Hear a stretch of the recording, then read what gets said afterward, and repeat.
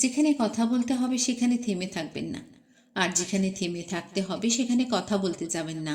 মানুষের জীবনে কথার গুরুত্ব অপরিসীম। কথায় মানুষের মন জয় করা যায়, আবার ভুল সময়ে কথা সম্পর্কের অবনতি ঘটাতে পারে। তাই যখন তোমার কথা বলা প্রয়োজন, যেমন অন্যায়ের প্রতিবাদ, সত্য প্রতিষ্ঠার জন্য বা কারো পাশে দাঁড়ানোর মুহূর্তে, তখন নীরব থাকা উচিত নয়।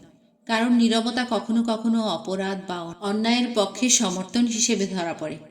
অন্যদিকে এমন কিছু মুহূর্ত আছে যেখানে চুপ থাকাই জ্ঞানের পরিচয়। যেমন কারো ব্যক্তিগত বিষয়ে অপ্রয়োজনীয় মন্তব্য করা, অথবা এমন পরিস্থিতিতে কথা বলা যেখানে কথাই বাড়তি অশান্তির কারণ হতে পারে।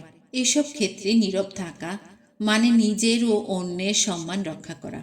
সুতরাং জীবনে প্রতিটি ক্ষেত্রে বুদ্ধিমত্তা ও পরিমিতি বোধ প্রয়োগ করে কথা বলা কিংবা চুপ থাকাই মানুষের চরিত্রের মহত্ব প্রকাশ করে।